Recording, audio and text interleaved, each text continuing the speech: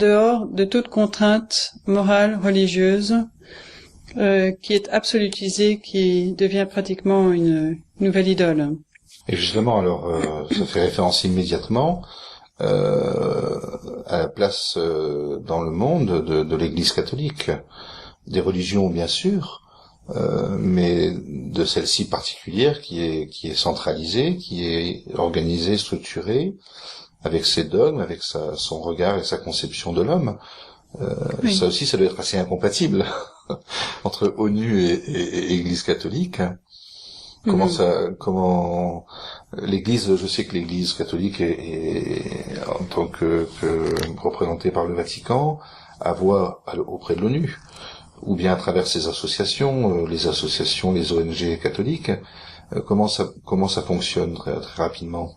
Bon, c'est évident que l'Église est la seule, religion qui a un magistère qui assure l'unité du corps et aussi de la doctrine.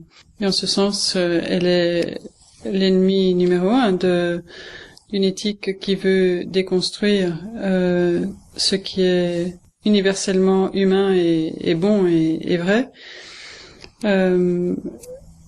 Si vous voulez, je dirais que en réalité, tout ce qui est authentiquement divin, tout ce qui vient de Dieu, toute la révélation judéo-chrétienne, parce que marginalisée par rapport à l'imposition culturelle et politique de cette nouvelle éthique. Le Saint-Siège, en effet, est observateur auprès de l'ONU et des autres organisations internationales et essaye d'apporter sa voix, donc de témoigner de la vérité auprès de ces organismes, et il est bon qu'il y ait une voix qui puisse rendre témoignage à la vérité. Mais je ne pense pas que nous soyons que nous devions chercher, disons, un pouvoir temporel ou de vaincre une bataille temporelle, car il est clair qu'en termes de pouvoir politique, financier, économique, on est perdant. Et c'est pas là que le Seigneur nous appelle, de toute façon. Voilà. Très bien, on avancera aussi dans ce domaine-là. Oui, c'est sûr que, voilà, on ne doit pas être sur le même terrain. Mais ça implique aussi une prise de conscience. Alors, c'est d'où l'intérêt de nos émissions, d'ailleurs, pour les chrétiens, de cette éthique, de cette réalité, de ce langage aussi. Oui. Je pense que nous parlerons peut-être dans la prochaine émission de ce nouveau langage qu'il faut effectivement apprendre à reconnaître. Parce que cette nouvelle éthique s'exprime à travers un nouveau langage qui est très spécifique, un langage qui a été construit par des experts et qui est différent du langage de la révélation judéo-chrétienne. Langage de la révélation judéo-chrétienne qui est aussi dans une grande partie le langage qui a été celui de l'humanité jusqu'à récemment. Lorsqu'on parle de hommes, de femmes, d'époux, de famille, de mariage, de conception d'un enfant, ce sont des termes qui sont universels et qui sont maintenant marginalisés, remis en cause. Et donc nous entrevoyons la profondeur des défis auxquels nous sommes confrontés, qui nous font vraiment revenir qui s'attaquent à notre humanité dans ses fondements. Alors, qu'est-ce qu'on peut justement, parce que là c'est la présentation générale un peu, les grandes lignes de cette éthique, de cette nouvelle éthique mondiale. Voilà. Quelles sont-elles en fait? Alors, premièrement, je dirais que c'est une éthique qui est purement laïque.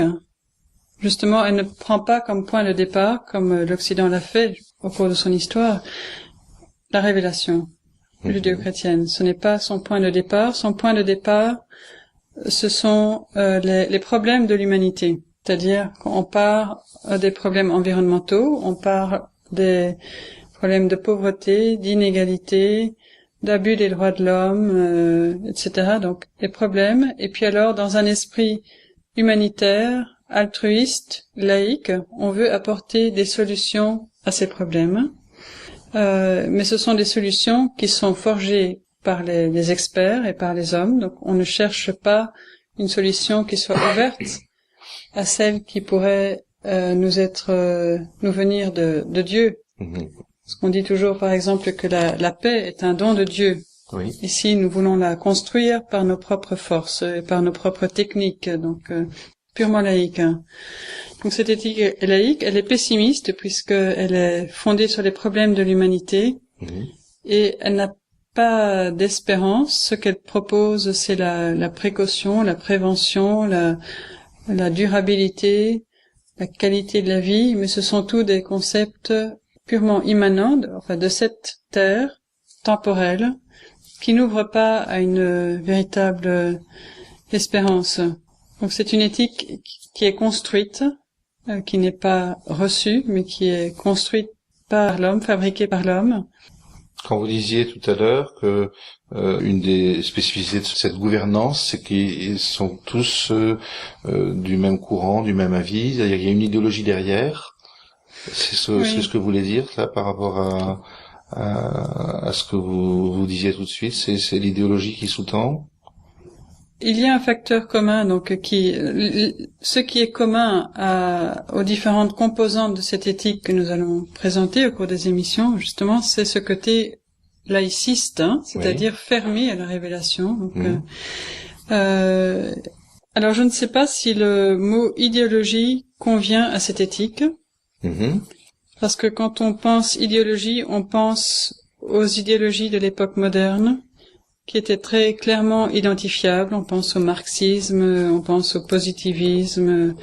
Oui, c'est vrai, oui. Donc qu'il y avait un maître à penser qui était donc très clairement identifié avec un système de pensée qui tendait à être totalitaire, c'est-à-dire à vouloir s'imposer ou universaliste.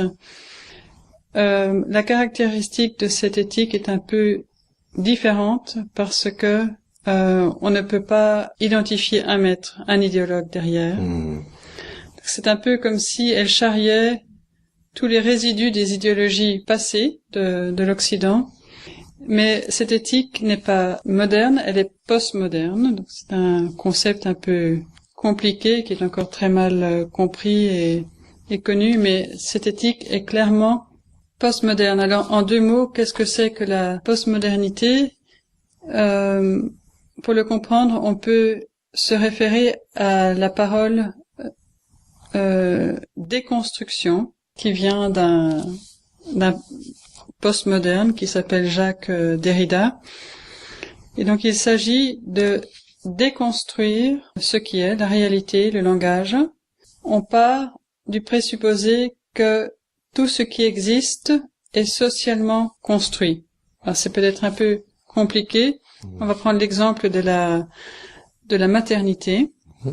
Au lieu de considérer que la maternité fait partie de la vocation de la femme, c'est-à-dire que c'est une vocation qui est donnée par Dieu à la femme, et que toute femme est mère, comme le dit Jean-Paul II aussi dans sa lettre aux femmes, on considère que la maternité est une construction sociale, c'est-à-dire que c'est une idée qui serait née, qui aurait été construite socialement, mais qui n'appartient pas à la nature de la femme.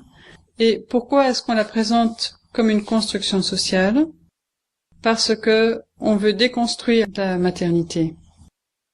Déconstruction, c'est un mot-clé de cette nouvelle éthique. On déconstruit, par exemple, aussi la relation entre l'homme et la nature. Et on considère que cette domination de l'homme sur le reste de la création, qui vient de la révélation, est une construction sociale et qu'elle est mauvaise. Il faut déconstruire cette idée parce qu'elle nuit à l'environnement. Et comme on le voit dans beaucoup de films actuels, l'homme est le grand prédateur, c'est le grand ennemi de la nature. Donc on a tendance à un peu déifier, si vous voulez, la nature, ou considérer que toutes les formes de vie sont égales, humaines, végétales, animales. Et donc il faut déconstruire cette hiérarchie qui était établie par Dieu de l'homme sur la création.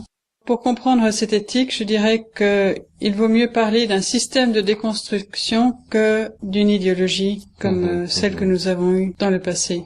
Bien que ce soit aussi un projet de l'intelligence et que tout se fait par les idées, donc oui. Voilà.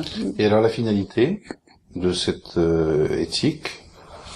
Mais c'est le pouvoir. Je pense que, comme toute révolution, le but recherché est la prise de pouvoir. Mais sans... je pense que cette éthique, dans ce qu'elle a de plus pervers, est mue par le mauvais lui-même. Hein. Donc c'est... qui a son projet de domination. Donc c'est une recherche de pouvoir. De domination, comme le dit l'Apocalypse, sur toute race, tout peuple, langue et nation. Et comme nous vivons la période de la mondialisation, c'est certain qu'il y a un intérêt de la part de Lucifer de vouloir régner sur le monde entier à travers des moyens qui sont maintenant à sa disposition. Alors, c'est là-dessus que nous allons terminer notre émission. Et je propose que la semaine prochaine, nous nous retrouvions peut-être pour approfondir, mais aussi pour que vous nous partagiez un peu votre expérience, peut-être, ce qui vous a amené à cette grâce, à ce que j'appellerais un ministère de conseil, d'éveil, d'avertissement et de formation des chrétiens par rapport à cette nouvelle éthique mondiale. Merci Marguerite Peters. À la semaine prochaine. Merci à vous. Vous venez d'écouter La Nouvelle Éthique mondiale, une émission proposée par Radio Maria France.